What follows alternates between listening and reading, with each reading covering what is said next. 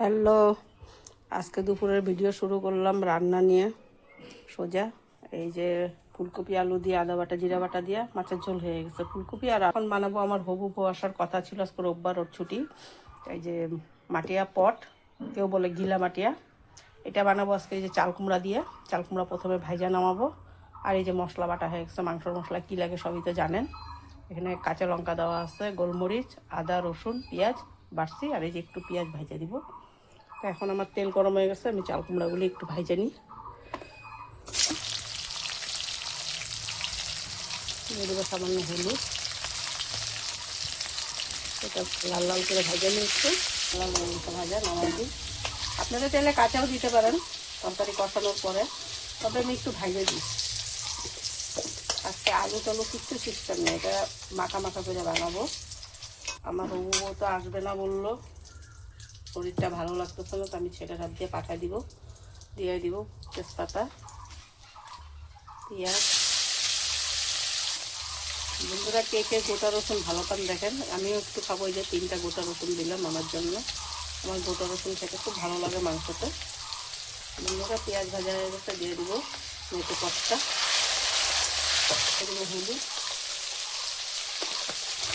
দিয়ে দেবো স্বাদ মতন লবণ,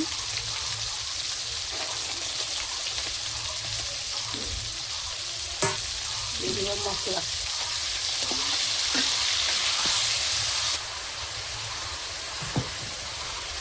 বন্ধুরা আমার রোদ কিছু ছাড়ে না, একটার পর একটা আসবে।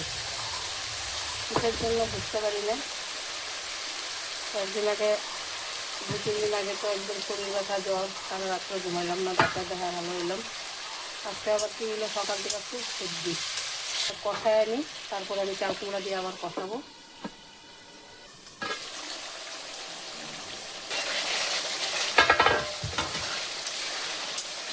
দেখেন আজকের মাংসটা মনে হয় বেশি ভালো হবে।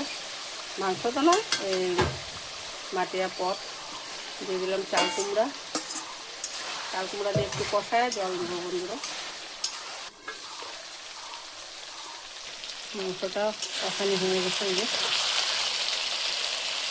চাল কুমড়া দিয়ে মাটিয়া পট, আমার খালি মাংসর মুখে আসতেছে বন্ধুরা, ভিডিওটা খারাপ পাবেন না।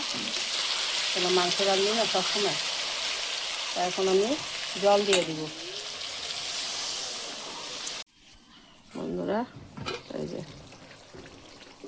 লাল লাল করে মাটিয়া পট চাল কুমড়া দিয়ে রান্না হয়ে গেছে। তা কেমন হলো আমার কমেন্টে জানাবেন।